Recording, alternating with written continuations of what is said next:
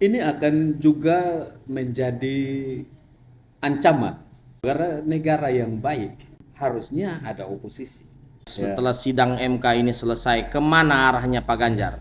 Saya mau menjawab satu hal yang to the point dan langsung, dan ini belum pernah dijawab oleh media manapun atau YouTube manapun. Arahnya adalah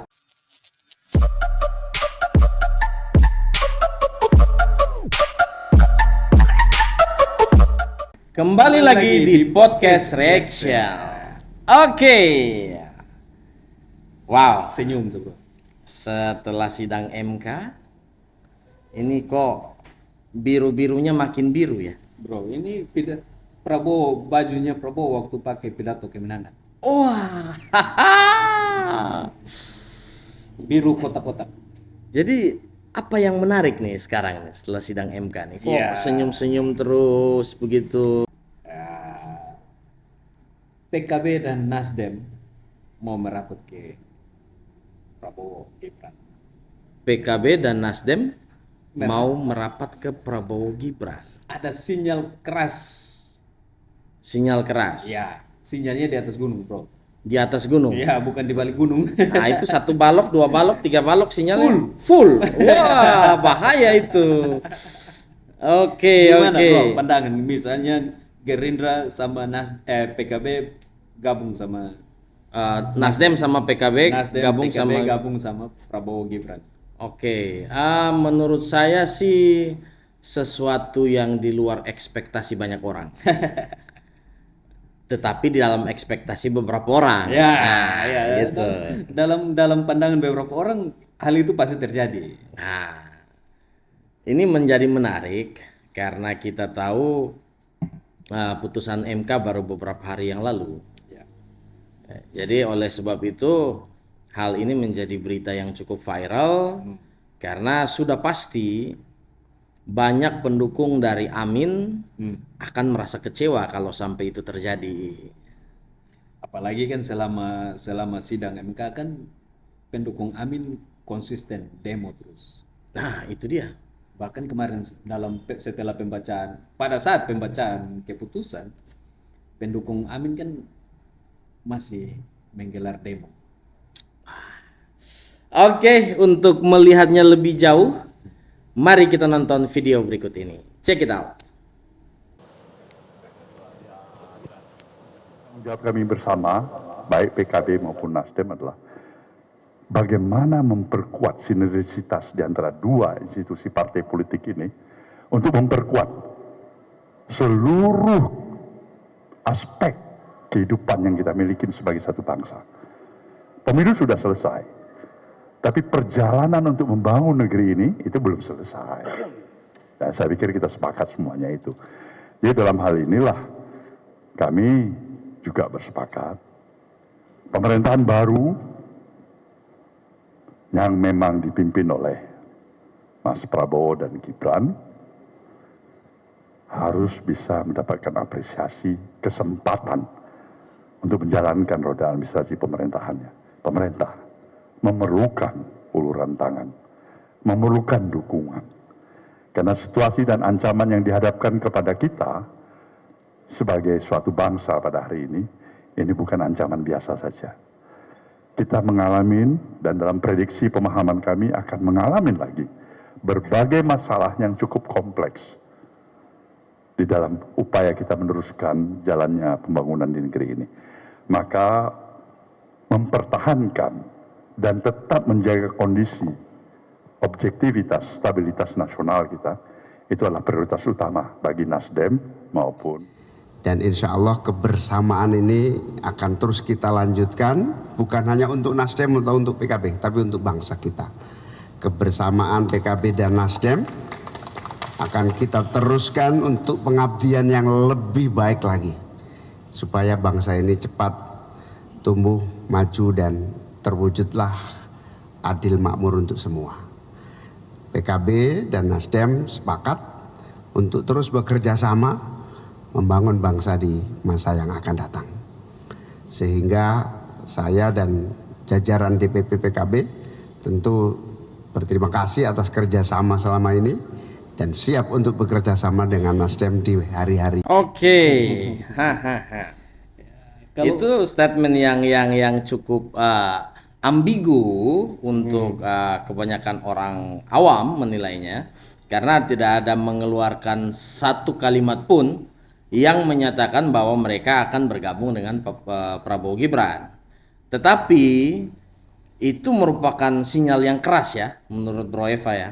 Ya, memang ada sinyal-sinyal. Kita bisa lihat kalau dari sisi Nasdem, kita bisa lihat rentetan dimulai dari mundurnya Ratu Ula. Oke.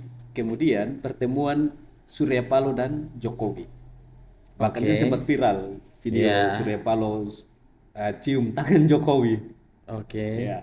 Nah, setelah itu Surya Paloh sendiri memberikan statement seperti yang tadi kita saksikan itu, bahwa Prabowo Gibran pantas diberi kesempatan untuk menjalankan roda pemerintahan, dan negara ini butuh uluran tangan. Wah, itu sinyal keras tuh ya. Ya, ya. Butuh bantuan. Iya, artinya apa ya? Secara tidak langsung Surya Paloh mau menjelaskan bahwa ya dia ingin membantu Prabowo Gibran dalam pemerintahan. Wah, itu menjadi menarik ya. Itu menarik memang. Tetapi di satu sisi ini akan juga menjadi ancaman. Oke. Karena apa? Karena negara yang baik harusnya ada oposisi.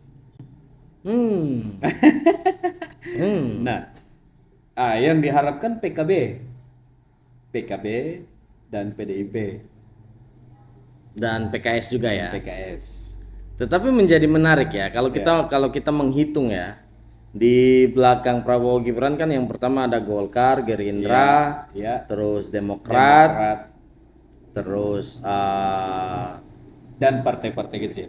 ya, dan partai-partai kecilnya. Tetapi ketika partai yang memiliki kursi ini kan, kalau misalnya Nasdem masuk, lantas PKB masuk, dan misalnya PKS juga masuk, Ya. berarti dari 7 partai yang lolos ini hanya tinggal PDIP saja. Iya, yang memiliki kursi terbanyak. Iya, dan kita tahu beberapa waktu yang lalu juga sempat viral kemungkinan PKS akan Bergabung. dengan pemerintahan. Nah, kalau misalnya tinggal PDIP, pertanyaannya apakah PDIP benar-benar mampu untuk menjadi satu-satunya partai oposisi? Nah, ini menarik. Ada satu asumsi Oke. begini. PDIP pada pemilihan kali ini kehilangan 14 kursi. Oke. Yang artinya dampaknya dia tidak bisa mengusung presiden sendiri pada Pilpres 2029. Artinya dia butuh koalisi untuk bisa mendukung satu calon presiden. Ya. Nah, dengan sinyal bergabungnya sekian banyak partai besar ke pemerintahan, Oke. berarti harapan PDIP tinggal tersisa pada partai-partai kecil yang sebelum ini banyak yang sudah mendukung Prabowo Gibran. Nah, ini pasti akan jadi pertimbangan sendiri bagi Megawati dan PDIP.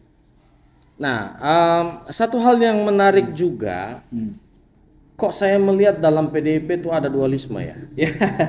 Karena begini, Ya. di sisi lain ketika kita melihat Pak Hasto, ketika dia mengeluarkan statement-statementnya, itu memang terlihat oposisi sekali. Ya. Tapi di sisi lain, kayak misalnya kemarin salah satu pengurus PDIP mengeluarkan statement, pengurus PDIP di Badan Kehormatan mengeluarkan statement bahwa tidak akan ada pemecatan terhadap Jokowi. Nah ini. Karena dari PDIP sendiri menganggap bahwa Jokowi sebagai kader PDIP telah berhasil menjadi seseorang yang mencapai puncak dari kaderisasi, yaitu presiden. Ya, ya, 2 periode. 2 periode lagi kan. Oleh ya. sebab itu tidak akan ada pemecatan dari PDIP. Ya. Nah, ini kan sebenarnya kalau kita menyandingkannya, kita akan menemukan 2 perbedaan pola pikir, Ya, 2 perbedaan keputusan, ya. 2 perbedaan statement yang terjadi. Ini menurut Bro gimana nih? Ya, memang ada isu juga bahwa ada upaya untuk mempertemukan Megawati dan Prabowo Oke, lewat Puan. lewat Puan. Nah, ini berarti PDIP sendiri memang ada statement yang seperti beroposisi. Tetapi PDIP belum sampai pada titik final menentukan apakah dia akan beroposisi ataukah dia akan ada di dalam pemerintahan. Nah, jadi dari sini ada sinyal-sinyal bahwa PDIP pun kemungkinan besar akhirnya bergabung dalam pemerintahan. Wah, ini melihat sinyal-sinyal yang ada ini, saya kok jadi rancu juga ya. Karena di satu sisi ketika kita melihat PDIP, Ya. kita mengetahui bahwa posisi PDIP adalah oposisi yang pasti tidak mungkin bergabung dengan Prabowo Gibran. Tetapi kalau melihat sinyal-sinyal yang ada juga menunjukkan ada kemungkinan bakal bergabung dengan Prabowo Gibran. Nah, satu hal menarik lagi, kemarin kita tahu gugatan ke PT UN sedang dilayangkan dan sedang berproses. Oleh sebab itu dari kuasa hukum PDIP sendiri mengeluarkan statement yang meminta agar KPU menunda penetapan presiden dan wakil presiden. Nah, ini menjadi menarik gitu loh. Ini sebenarnya mau dibawa ke arah mana PDIP ini? Ya. Jadi kalau saya memang saya lebih sepakat kalau misalnya PDIP itu tetap menempatkan diri sebagai oposisi. Ya. Karena kritikan-kritikan terhadap pemerintahan, kritikan-kritikan terhadap kebijakan itu sangat diperlukan. Oke. Artinya apa? Jadi pemerintah tidak mengambil keputusan sepihak. Kalau Benar. tidak ada oposisi, maka segala keputusan akan diaminkan. Benar. Ya kan? Tidak ada oposisi. fungsi kontrol Ya, kan? tidak akan ada fungsi kontrol. Jadi harus ada yang beroposisi. Sehingga dalam penetapan terutama penggunaan anggaran yang sekian besar itu harus ada kritikan, harus ada bantahan. Kalau tidak ada oposisi, maka akan lahir pemerintahan yang otoriter. Dan itu berbahaya karena kita mengulang kepada masa Orde Baru. Iya. Nah, untuk apa reformasi? Untuk apa demokrasi kan? Ya. Nah, ini juga menjadi menarik berbicara soal, kembali lagi ke yang awal ketika kita berbicara soal Nasdem dan PKB. Kita sudah mendapatkan statement dari Pak Surya Paloh dan juga Pak Muhaimin tadi kan. Ya, walaupun tidak berbicara secara gamblang, tetapi di situ kita bisa melihat sinyal-sinyal yang menjurus pada kemungkinan PKB dan Nasdem itu bergabung dengan pemerintahan Prabowo Gibran saat ini. Oleh sebab itu menjadi menarik kalau kita melihat sebuah video ini. Oke. Nah, di video ini ada statement dari Pak Anies Baswedan yang kita tahu selama ini sangat keras mensuarakan perubahan, seolah-olah memberikan sinyal kemungkinan akan bergabung dengan pemerintahan. Nah, ini yang menarik nih. 11 dari 100 bro. 11 dari 100 bro. Oke. Kita sama-sama dengar dulu ya video berikut ini. Oke. Jadi ketika proses kampanye, ketika proses pemilu, memang posisinya posisi lawan. Tapi sesungguhnya kita adalah teman dalam demokrasi. Karena itu kemarin ketika kami menyampaikan pesan-pesan pasca pengumuman putusan MK, kami pesankan untuk mari kita sama-sama jaga demokrasi ini. Dan kami ingin agar ada transition of power yang berjalan dengan baik. Kami tegaskan kemarin. Nah, itu juga yang kami akan terus hormati. Sehingga yang disebut sebagai tukar pikiran, bertemu, berdiskusi itu bukan sesuatu yang aneh, bukan sesuatu yang dihindari. Itu sesuatu yang normal-normal saja terjadi. Jadi apabila datang waktunya, tentu saja kita siap untuk selalu berdiskusi, tukar pikiran, bertemu, dan tidak pernah sedikit pun ada bayangan bahwa ini adalah sebuah kontestasi yang tidak ada ujungnya. Ada ujungnya. Kemarin putusan MK kita hormati, itu ada ujungnya. Selanjutnya, Nah, ini beliau mengeluarkan statement sebagai teman demokrasi, bro. Demokrasi. Ya, kita tahu ya, namanya dalam politik Ya. tidak ada yang abadi. Ya. Contohnya. Ya, namanya politik ya, tidak ada teman yang abadi, tidak ada lawan yang abadi. Ya. Tetapi ada kepentingan yang abadi. Nah, itu dia. Berbicara kepentingan. Ya. Kita tahu bagaimana Anies Baswedan itu benar-benar keras, oke, mengusung perubahan dan menganggap Prabowo Gibran ini sebagai perpanjangan tangan berikutnya dari pemerintahan Jokowi. Oleh sebab itu Pak Anies sangat mengusung perubahan dan banyak menentang kebijakan-kebijakan dari pemerintah. Bahkan dalam debat Pak Anies sempat mengeluarkan statement menilai Pak Prabowo 11 dari 100, bro. Itu artinya kan 1,1 dari 10 kan? Ya, oleh sebab itu ketika seandainya perkataan ini merupakan sinyal bahwa Pak Anies akan merapat ke Prabowo Gibran, itu bagaimana itu menurut bro itu? Ya, saya melihat dari kata teman dalam demokrasi, Oke. bukan berarti kita harus bersama-sama. Oke. Kalau teman diskusi, maka bisa jadi kita saling berargumen. Oke. Artinya dia menempatkan diri sebagai oposisi juga. Walaupun dia dalam kapasitas sebagai teman. Tetapi kita tahu bahwa Anies Baswedan tidak mungkin beroposisi. Karena dia tidak punya partai. Iya. Ya kan? Tetapi sebagai tokoh bisa saja. Betul. Dia Contohnya kan Pak Rocky Gerung kan tetap oposisi itu. Dia hanya akan dia hanya akan mengkritisi secara tokoh.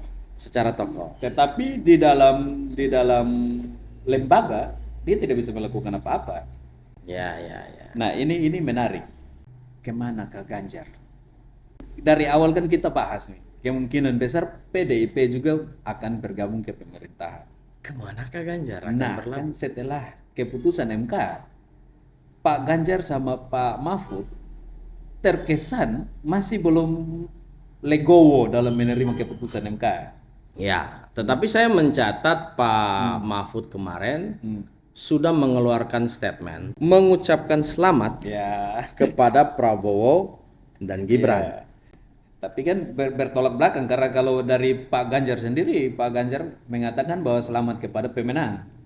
Ya, pemenangnya kan Prabowo Gibran. Iya betul. Berbeda dengan Anies yang secara langsung menyebutkan selamat kepada Pak Prabowo dan Mas Gibran, tetapi Pak Ganjar dia hanya menyatakan selamat kepada pemenang. Sepertinya dia masih enggan menyebutkan nama yang berikut, bro. Mereka secara khusus mengapresiasi 3 hakim MK yang dissenting opinion. Oke. Artinya apa? Mereka melihat bahwa dari pandangan mereka 3 orang inilah yang menjalankan demokrasi. Iya. Dari pandangan mereka ya. Karena kalau dari pandangan Prabowo Gibran jelas 5 orang hakimnya itu.